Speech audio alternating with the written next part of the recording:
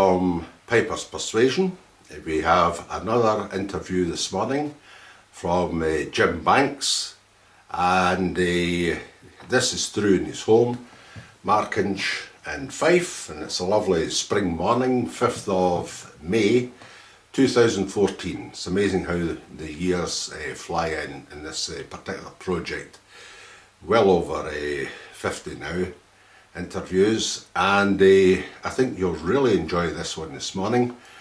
Jim is an entertaining character in his own right. He's been travelled all over the world, and he's going to tell us his various experiences, but more than that, he can tell us all about Scots Guards Club, teaching famous people like Richard Parkes, and also he's a current judge in the solo piping circuit, and very well renowned for that and respected by the solo pipers who play in front of him.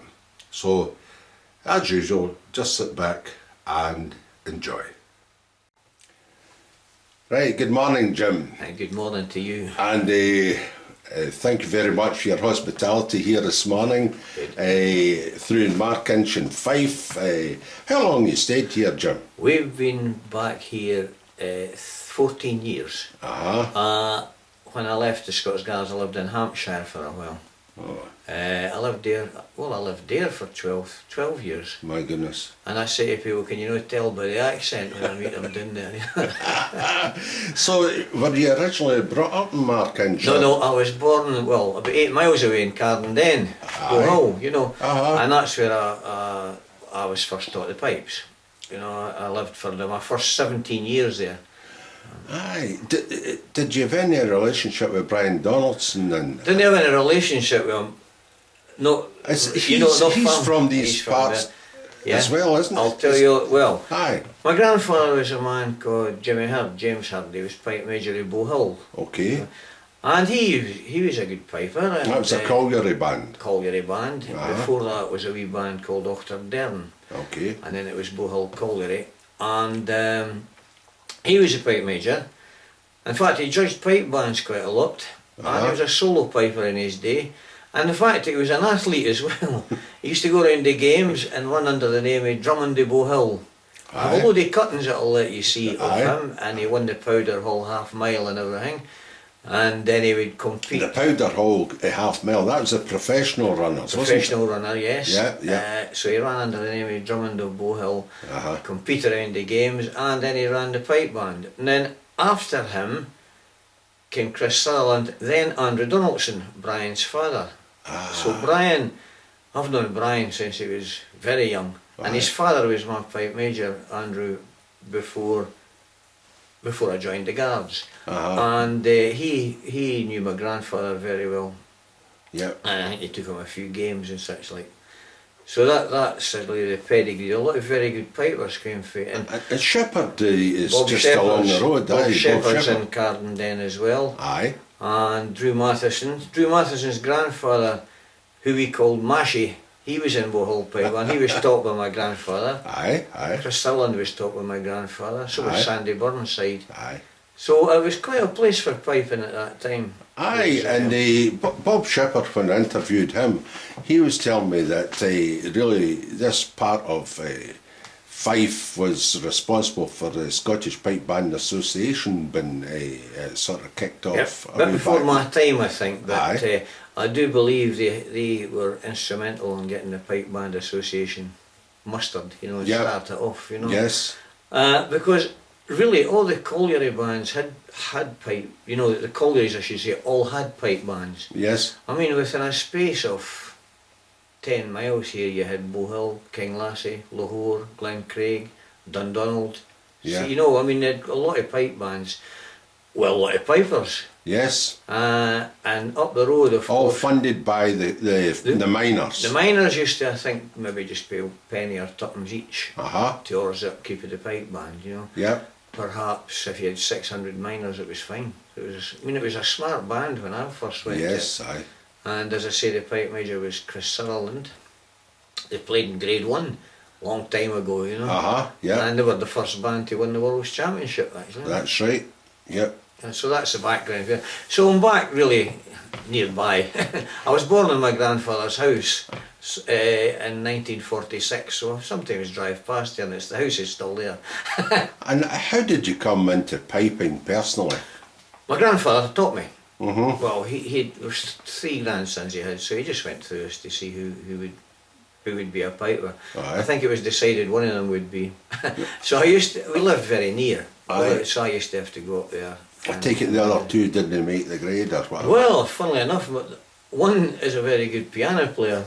Well, My mother was a very good piano player, and he took that. In fact, he plays in a pop group now down in bloody Warwickshire. I think that must be about the ages of the Rolling Stones.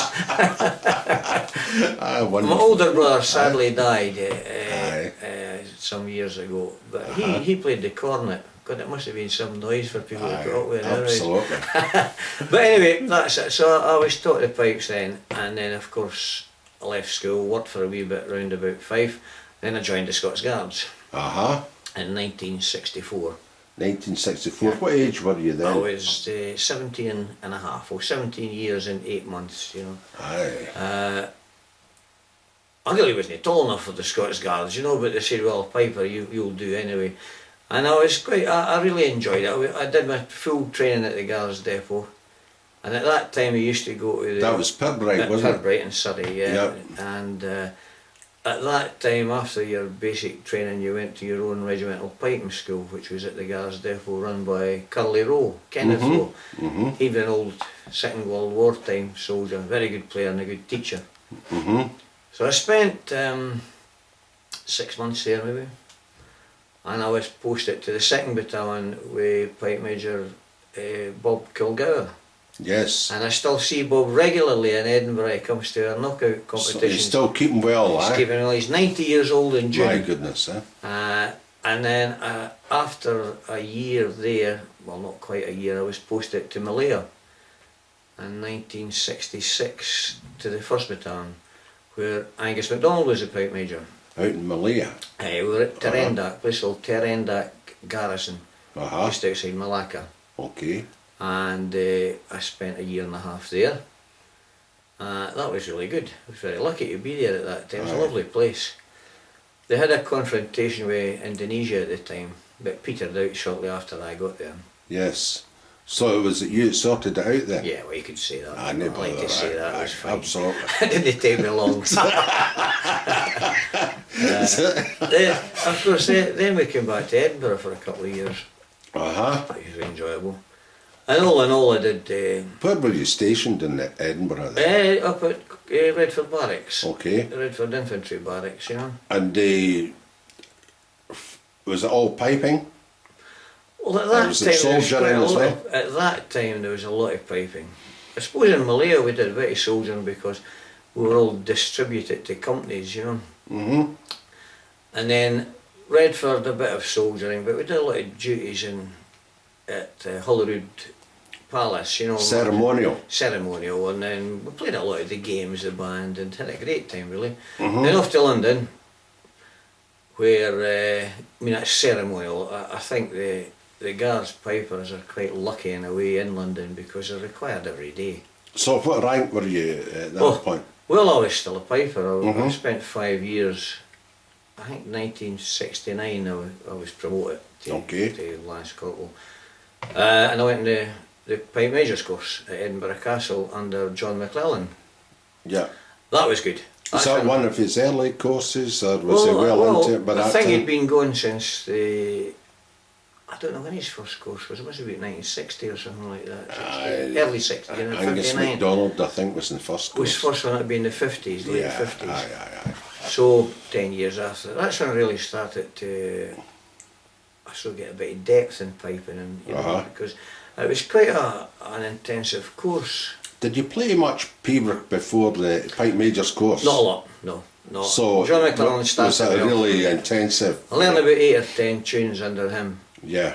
Difficult tunes like The Daughter's Lament, Unjust Incarceration. He could make it quite testing. Aye. But there was 10 people on the course, and you're all in the one room at the castle. They didn't have the facility that they have now. Any sort of names? Well, Brian McRae was on the course. He became the Queen's Piper, Brian. Willie Lyons from the Irish Guards was on the course. He's back living in Ireland now, Willie, in Northern Ireland. And then and quite a few people I'm still in touch with, you know, from various regiments. We're a good Gurkha on it, good Gurkha player.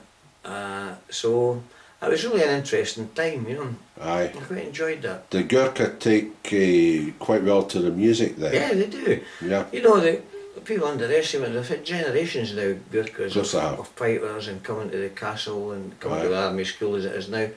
So some of them are quite good. They're quite good players, you know. Excellent. So that was the Pipe Major's course. At that time, how long did it last? I think I went in November till about the next May. October. October till May. Some 6 months. It's about that, yes. Yeah. It was quite good.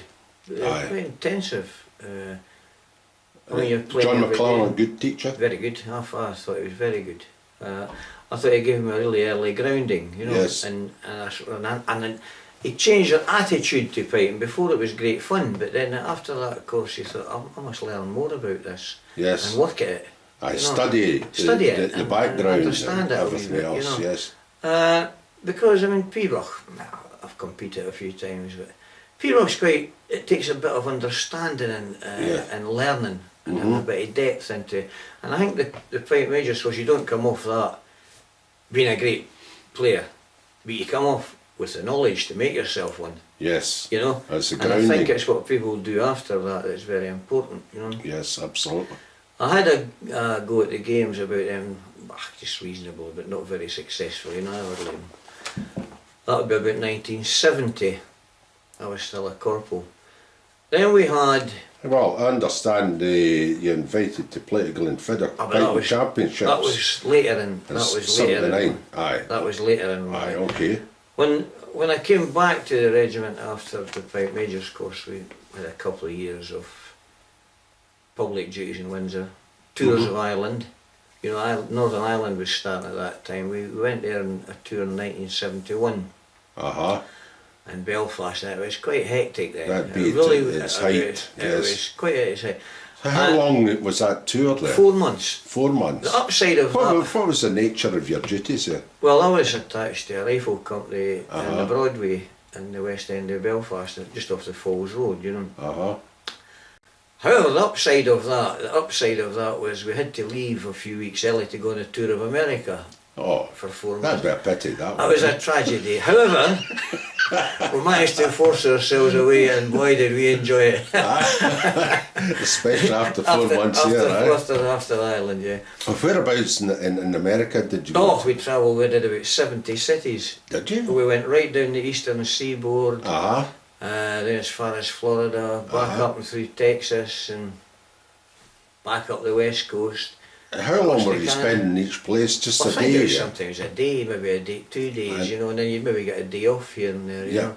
I did a couple of tours there. We did that one, and then we did one before that, I forgot to mention, in 1967. The 1st Battalion and the 2nd Battalion Scots Guards did a tour from Edinburgh. We did the Edinburgh Tattoo and then set off on a tour to America, you know. That was... I don't think I could manage it now, but at that particular it was good. It's hard work. It'd be quite a contrast between the first time and the second time, possibly. Aye, yes. What, is the nature of the audience different? The appreciation of your music or whatever? Yes, in the 72 tour we had great audiences, super audiences, you know. We were with the regimental band of the Welsh Guards in 1972, you know, with the red coats, you know. Yes. So I'm afraid in Boston they got a lot of eggs thrown at them because of the troubles at the time. But the rest of the tour was super, we were well received, and it was good shows. And I'll tell you what, it was an experience to see the country. I'll bet I've seen as much of America as most Americans.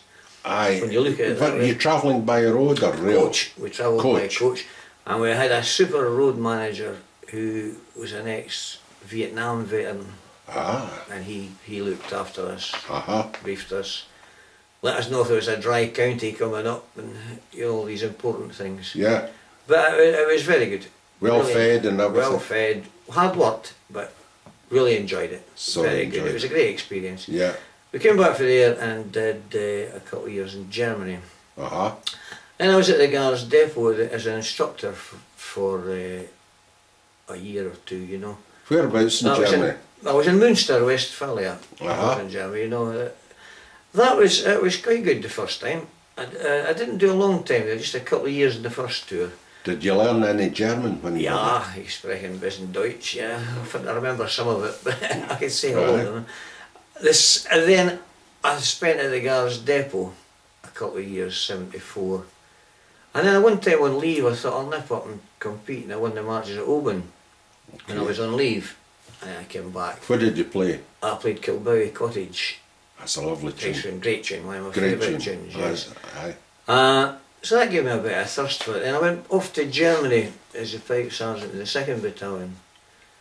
That would be 1976. But I really appreciated Europe more then. I was just about the right age. I had a car. I travelled through most of Europe that time. I drove one time from Münster right down to northern Italy. One time I went... Was that through the Brenner Pass? Well, first time I went through the St Bernard Pass. St Bernard, aye.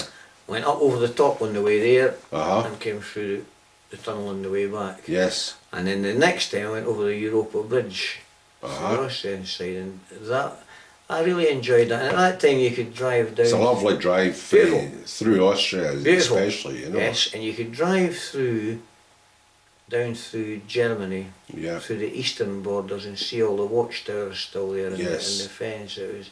That's quite a sight, really. Quite a sight, I remember. I mean, it'd be quite interesting to go back now. You could drive all the way to Berlin. You couldn't do that at that time.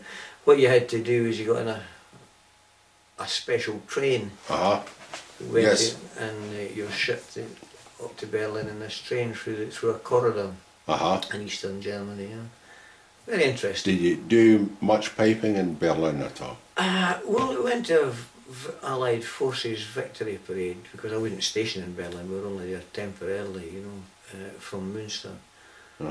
Did a lot of piping in Germany. Bagpipes are very popular in Germany and still are to this day. As you can see, we got a lot of Germans coming across, playing the pipes. And the standards is high. Getting raised all the time.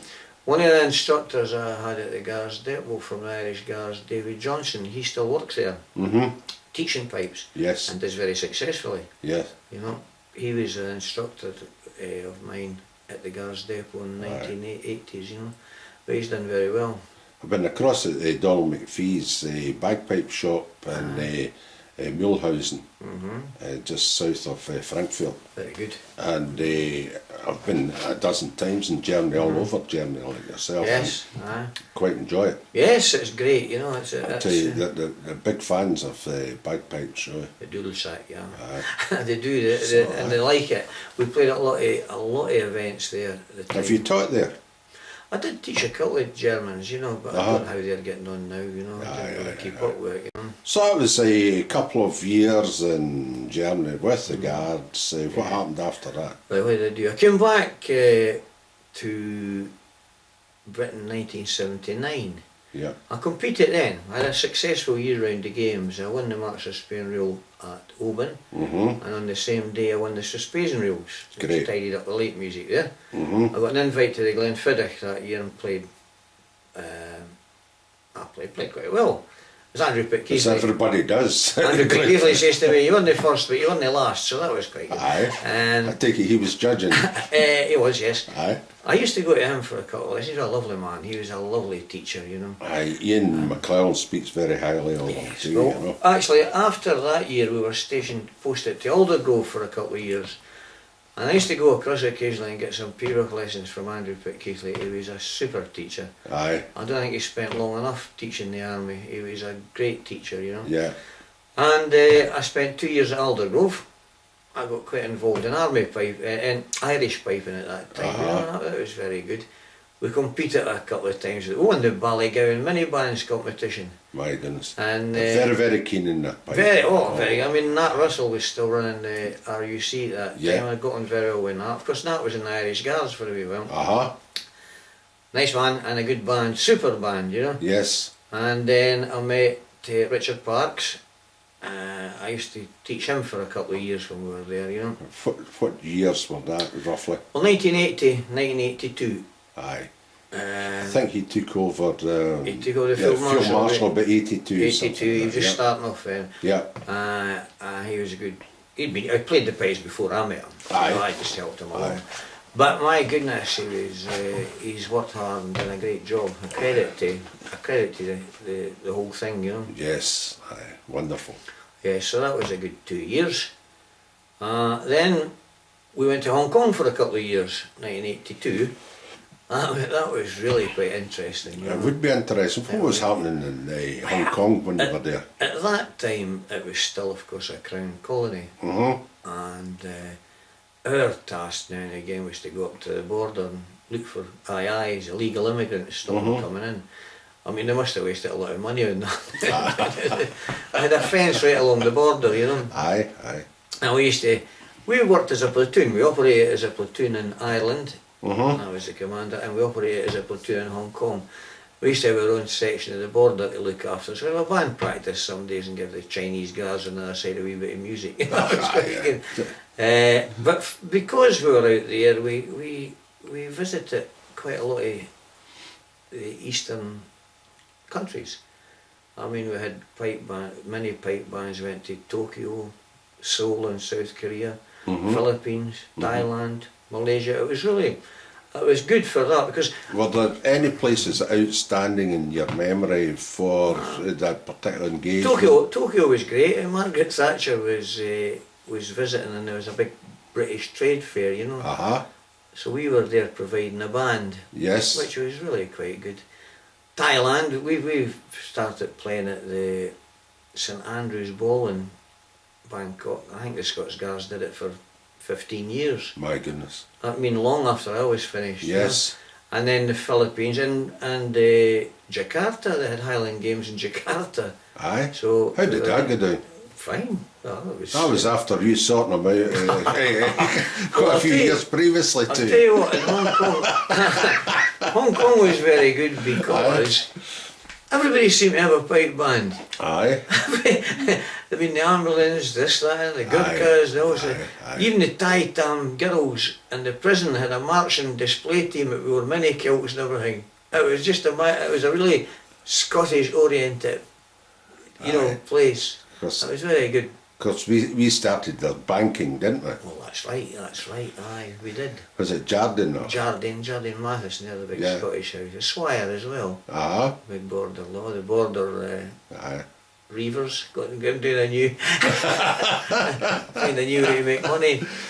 We spent a couple of years there, which was really good.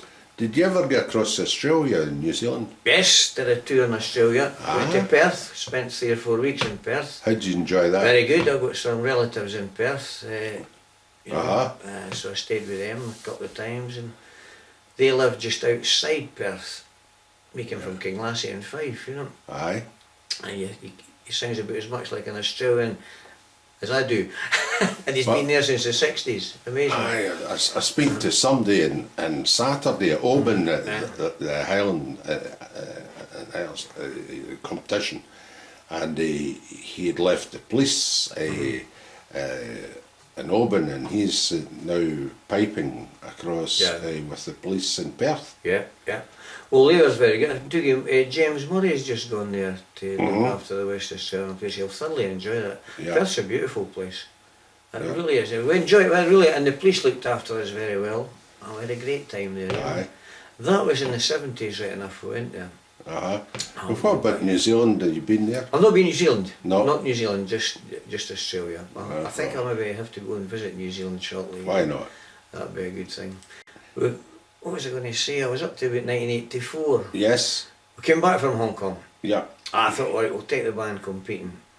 So we had a good year. We won the World Championship in Grade 2 in 1984. That's good for an army band because people say army bands should be great. But an army can only deal with what it's got. They can't sort of just get people in willy-nilly. Or certainly not at that time. No, you know. that's correct. So that was very Didn't good. guess Pipers, and neither did the police bands at that time. They just had to deal with they were all what they solid. could recruit and They all were the rest all of it. solid policemen at that Yeah. time, but I suppose circumstances, finances, money, you know, Aye. they've got to have effects Change, as well, aye. you know. Aye, Like all the mining bands had to go down the drain when the pits closed, you know. aye. I suppose everybody's got to suffer at one time, you know, just with financial constraints, I would think, you know.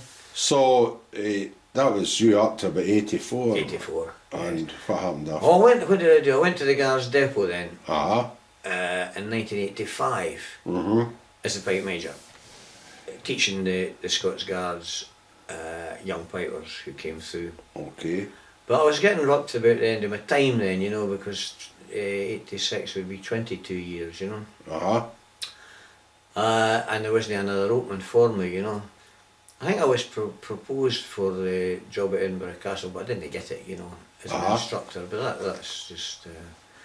At the time I thought I could do a bit more, but as I'll go in my story, it was fine. Aye. So that was you. When a wee note here that you were household piper. Aye, well, all guards pipe majors are appointed household pipers to the Queen, because one of their tasks, or was always their task when I was serving, was any state visits.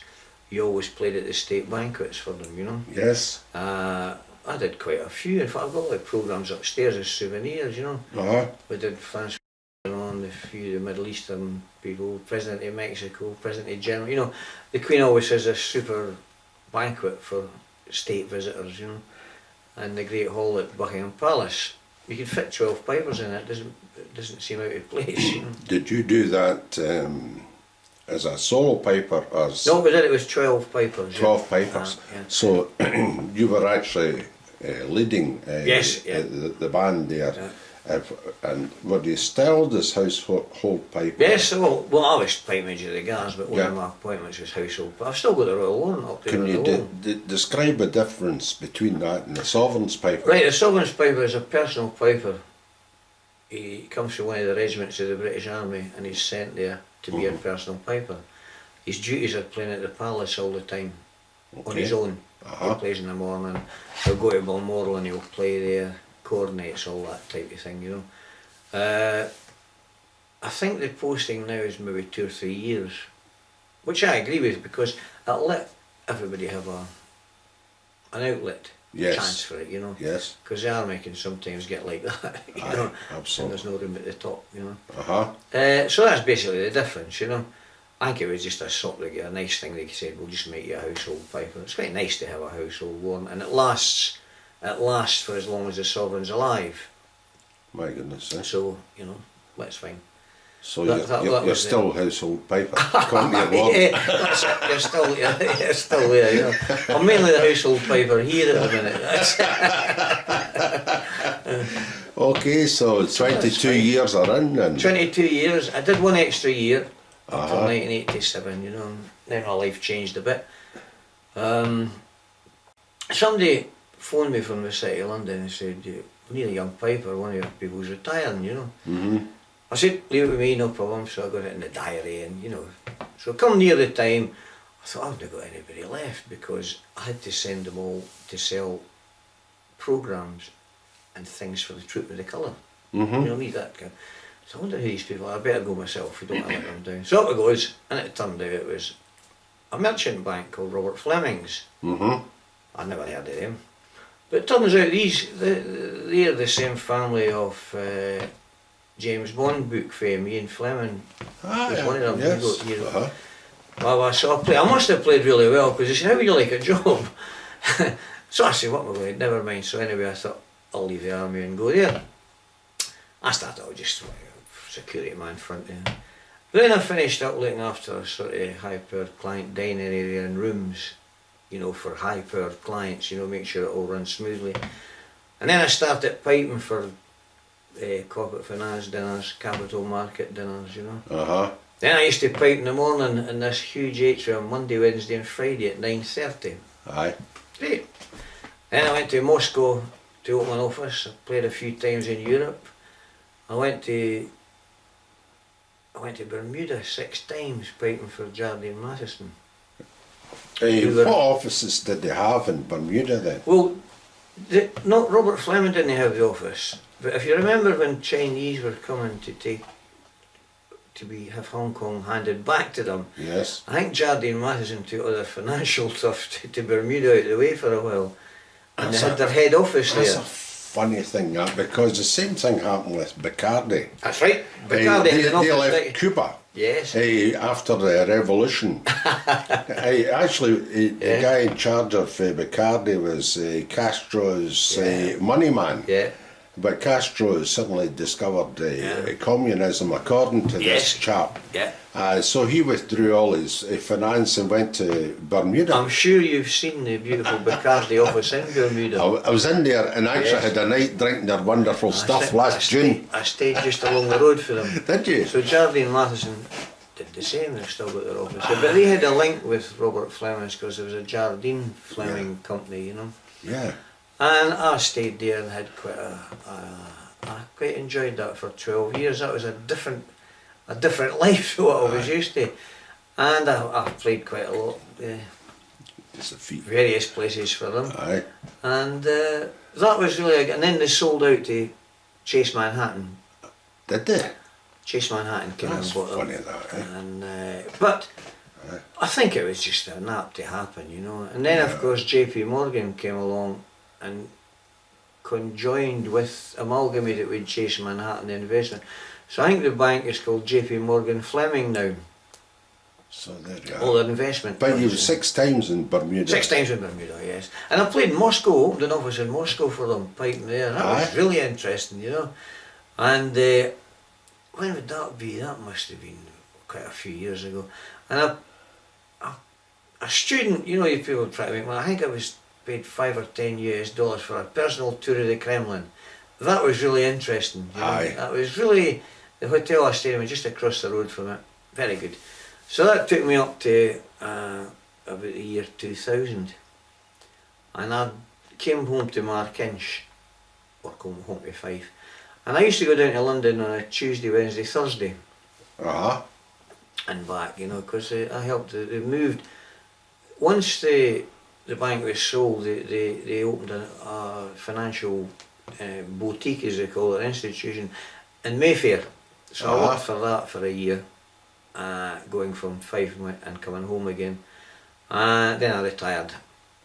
So you were staying in Hampshire, you mentioned to me. Yes, I stayed in Fleet. I used to commute into London, And then you moved up here and commuted down to London. I was just about for a year. 2 or 3 days a week, I used to go on a Tuesday morning and come back Thursday night. It's amazing travel.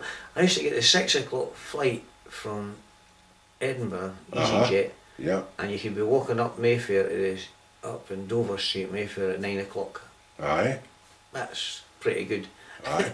And what did you do when you weren't piping with them? When was that? At the... with that merchant bank. Well, what I did at the end of it was I said I looked after the meetings, looked after the clients, etc. for the capital markets and corporate finance, you know. They had some really important people coming in that needed to be run efficiently, with bookings and fed, and you know, we used to do all that, you know. That's excellent. Just like a high class receptionist, but it was pretty good because if you didn't do it right, you could do a lot of damage, you know. Absolutely, yes. So I did that. It really gave me a different insight.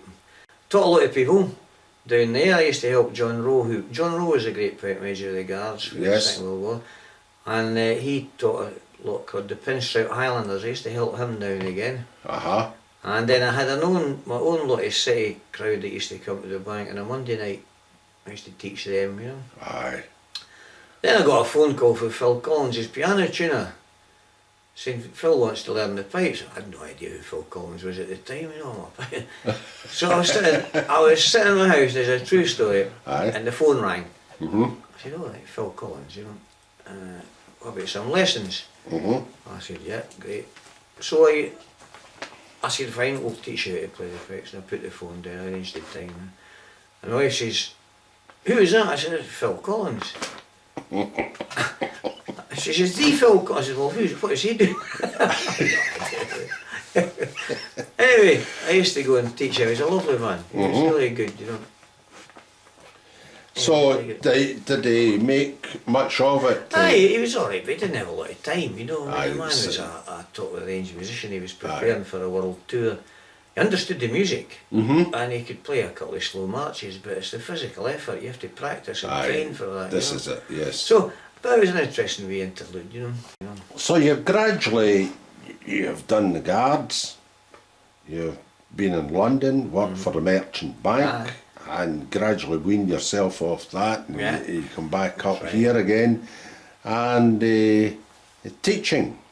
Teaching, yeah, well, I met then, just when I was up, I met Roddy McLeod. Yeah. He was needing somebody to be administrator for the Scottish music degree that the Pipers go on, to administrate the Pipers. So I took that on, and I must have a good thing about 3 days a week, because I worked 3 days a week for Roddy. Yeah. Doing the start of the Pipers and the piping degree. Yes. That was very good. I was really impressed with that. In fact, it was just a bit too far away for me. But I filled the gap for them. It's a bit of travel from Markinch and Fife to Glasgow. What are you talking for the overseas folk? What's your travel? Let me tell you, if you leave Markinch at 7:15 in the morning, you get to Glasgow at 10. If you leave Markinch at 9:15 in the morning, you get to Glasgow at 10. It's the traffic, you know. That was good. And there's been a couple of very good players come out through that. That's a very good thing. I mean, Cameron Drummond now, showing him, Alistair Henderson, Craig Muirhead. Yes. All credit. David Walton. Yes. Very good. And the early days, of course, we had Stuart Cassels, who got into the Chile Pipers. Yes. So really great piper. Great. Stuart. Very good. I good mean, all-rounder, you know. That's all good for piping. Sometimes I wonder if we'll saturate the market, you know, with... but I really enjoyed that. It was nice 2 or 3 days a week doing that. And so, see when you were teaching, was it all the music, or was it just the light music that you, did you do the P-work as well as the MSRs, or what did you do? I teach a few people, but I'm mainly a light music man, March of Spain, real. So, and what would say a 2/4 march, what were you trying to emphasise with, like, 2/4 marches? You know, 2/4 marches is some people have got it or have not got it. Aye. But you get, you know, I like to hear people playing 2/4 marches that flow 2-bar phrases, you know what I mean? Sometimes you get people maybe deaden it with the left foot, you know. You know, they maybe overemphasise the strong beat and it kills the tune. Execution is necessary, but really you have to have a nice flow in the music, you know. Aye. And you like to see people striding out and playing it, you know. So, what about tempos? Tempos, people, they have no strict tempo. Every bagpipe tune has got its own sort of own natural, you know, tempo. I think that's lift. probably a good answer. I mean, you can't say, right, you'll play that X number of beats a minute. It just maybe doesn't suit a particular tune, you know. Yes. There's only 3 things you need. You need tone. Because if you sit and judge and somebody blows up a set of bagpipes that's not really good, you know, they just want to distance themselves. So I could tell you something about that. I remember being in Edinburgh when there was a big rugby international. It was the Welsh. There was a fella, poor soul, was playing outside Jenner's, and a group of Welshmen passed. I heard one saying, "Man, they should send for the RSPCA for him." So you need tone. You need the pipes to sound good. Then you need technique. Good technique, you know, and then you need interpretation of the music, you know. Okay. Music's no music if it's no nice. It's got to be pleasant. And I think that's really all that's required. Aye. But how do you get a lift into the 2/4 march then? Well, march. I suppose, I still tell you, as we were in the army and the guards all the time, we were always marching to bagpipe music, you know. Yes. And I used to like people to stride out. March it. I mean, if you walk along without a set of bagpipes and just sing a march, just walk naturally and then do the same when you're playing. Yes. You know, some people kind of seize up Yeah. and try, you know, it's just getting that. I think that's and it's music, you know, nice flowing music you want to get out of it, you know. Aye. Very difficult these days, there's so many bloody good players. Aye. You know.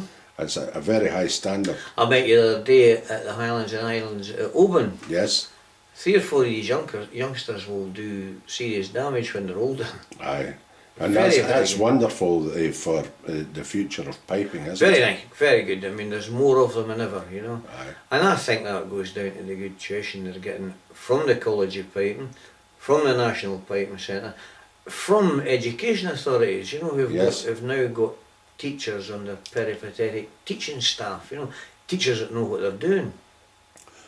What about strathspeys and reels? How do you teach folk to play strathspeys and reels? With difficulty. Some people have a natural bent for it, you know. Some people have a natural. Tell you what John McClellan told me once, you know, if you're going to play a strathspey, or play strathspeys, pick a wee dancing strathspey like maybe Loudon's Woods or something. Yes. Play that and then break into a strathspey. Yes. And you find, I'll tell you, just keep the same beats. And it's guaranteed to just give you that lift, you know. Aye. And it's getting that then and retaining it, you know.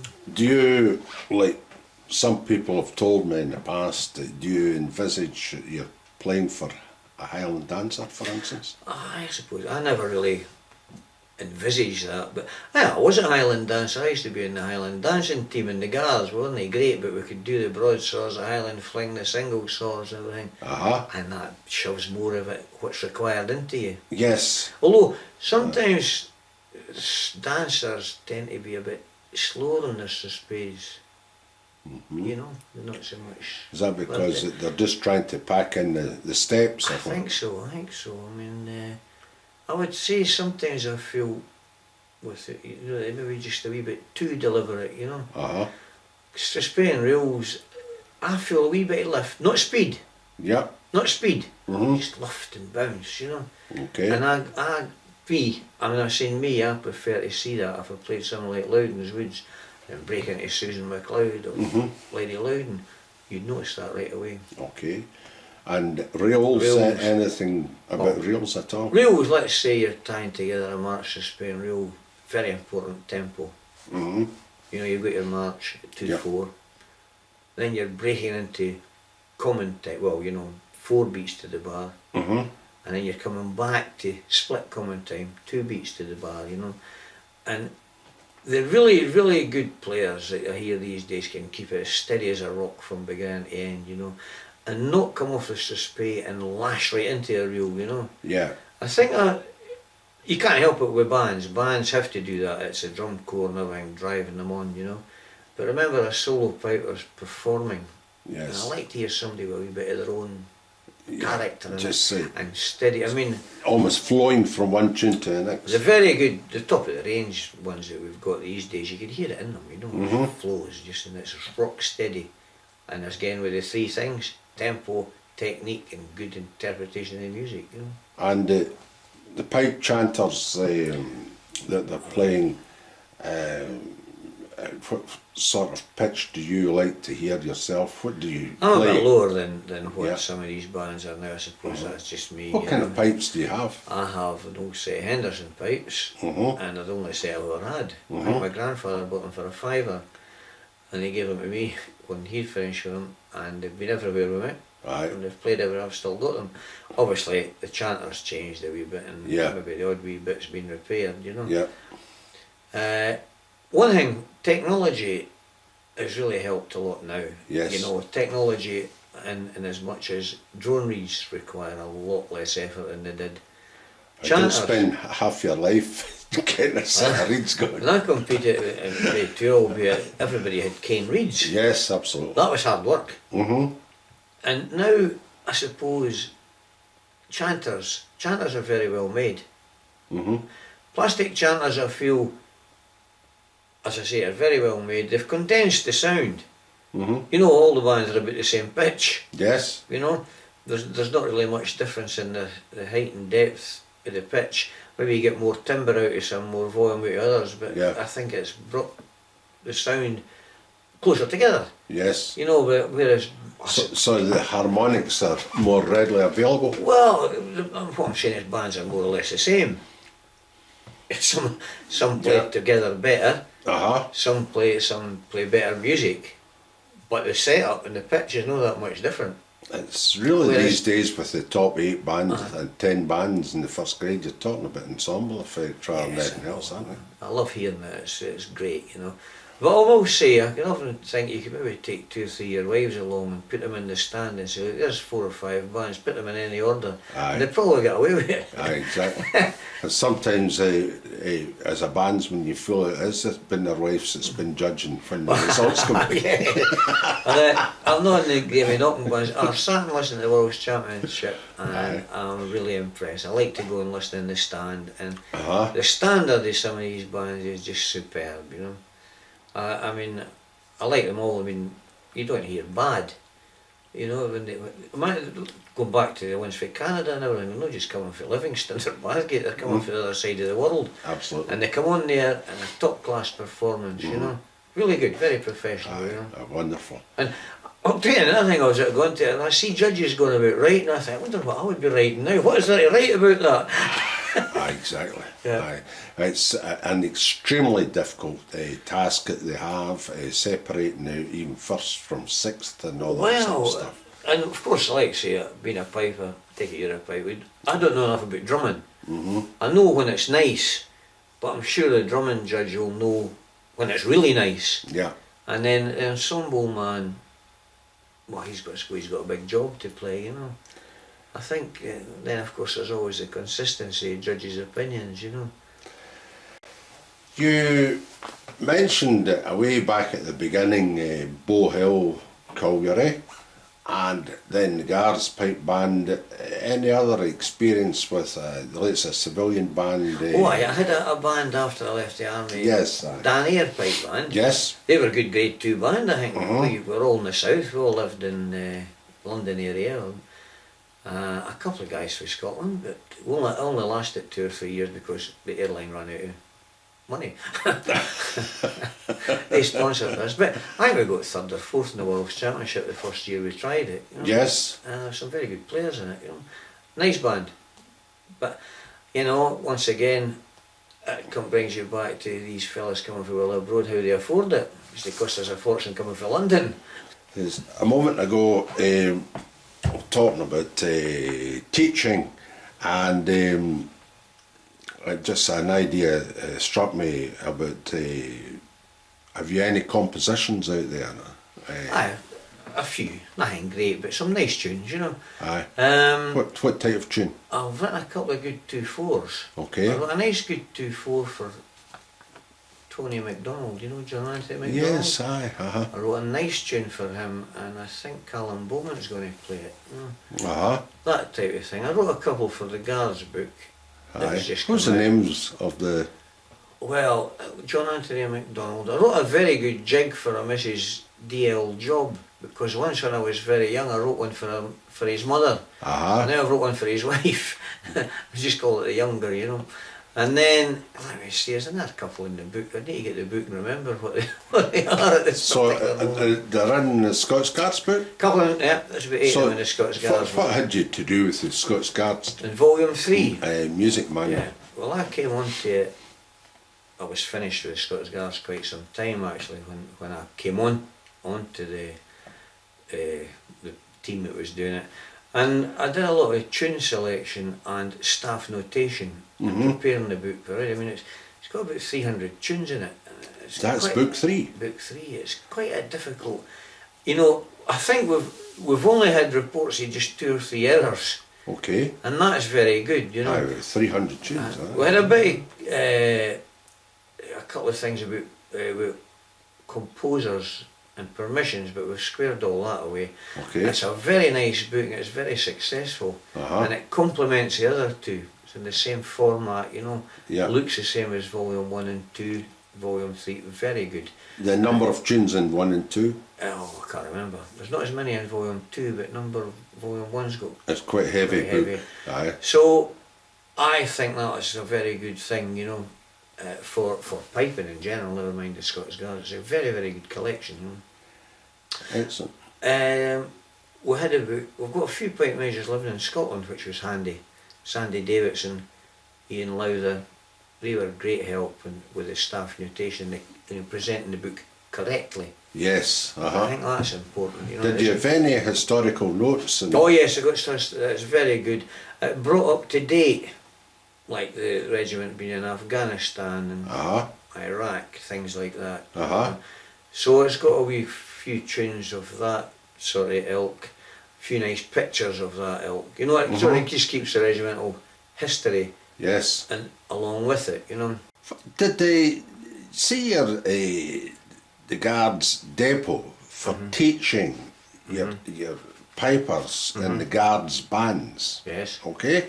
Did that close, or did they all get centralised through in Edinburgh? Yeah, that closed. They all closed. Because the regiments had one as well. The Guards had the Scottish Division had one. You know. Okay. That's all closed, and it's all under the one roof at the Army School, which I think is up in Edinburgh. Up in Edinburgh. And I've been across here a couple. I met you there. Yes, last October. It's a very efficient place. It I is. think it's good. And I think if they hadn't got it as big as the military in Neller Hall, it wouldn't be the same. No. It keeps its place in the military. They're good instructors, it's well run, and I'm always impressed with it. So it's called the Army School of Piping and Highland Drumming, yes, isn't I don't know what Highland Drumming is, but you well. know, Army School of Piping is fine. It's a very good setup. Lucky. I mean, you've seen all the beautiful the rooms and the facilities. It's They're on a wonderful solo piping competition there. That was their first one, wasn't it? Yes, yes. It's on this year again. Aye, last October, and I think you and I had a curry cooked by the Gurkhas. That's it, you know. It was pretty good. It was a good day out, and it's. I mean, the Army School, and you don't know the future of Army piping. You can't say, you know, the Army's going to be smaller. You know, there's so many commitments that they've got. It's a question of how much piping is going to be, you know, how it's going to be required. If it's going, the Army had its place in piping history, I think, when it had all, you know, when piping was really struggling. Yes. I mean, you had days when you had great pipers in the Army, great bands. Now, I think it's a different situation. There's far more outlets for pipers without joining the Army to practice their craft and to compete and teach. And it's a question of how the Army can attract, you know, people of sufficient calibre to win the gold medals. Well, that's right. You know, and win top class competition. It's not easy. So I sympathise in a way. You know, if you say, "Oh, did you hear them? They weren't good." It's not their fault. No. You can only deal with what you get. Exactly. What about the Scots Guards Association Club? Great. Yes. Well. Tell me all about that. I'm the chairman of the club. Because I played golf with this fella. He was the steward. He said, "I'm going to take over the steward of the club," and it was not very good at that time. So Edinburgh, Haymarket, it's right across from the station. I said, "Well, I'll come as the chairman. You be the manager." So we've got the place all done up. It looks very nice. It's quite well used now by, you know, the general membership. And he says to me, "We don't make any money on a Sunday." I told him the very thing. I said, "We'll have a piping competition or a recital." So we started doing recitals, and Edinburgh hasn't had many recitals for a while. So it's become very popular. We've had all the great players. We've had Angus McCall, William McCallum. We've had, you know, Gordon Walker. We've had them all. And then I thought, well, we'll have a knockout competition, and that's gone from strength to strength. We started with the top of the range, and now we've got good young pipers. And it's on a Sunday once a month, and it really has made a difference. The club gets used, it does good for piping, and it's great to hear some of these youngsters playing. And it gives them a platform for their skills as well, doesn't it? Gives them a platform, and it gives them something to practice for in the winter. And also, in chatting with Colin McClellan, Ewan Anderson, Ian Spears, who were restarting the Eagle Pipers, looking for a venue, I said, "We've got the very place for you." So they come to the Scottish Guards Club every second Tuesday and have their evenings, and they're well supported. some nights it's busy, but that's all good for us in the club, and it's good for Pipemen Edinburgh and the East Coast.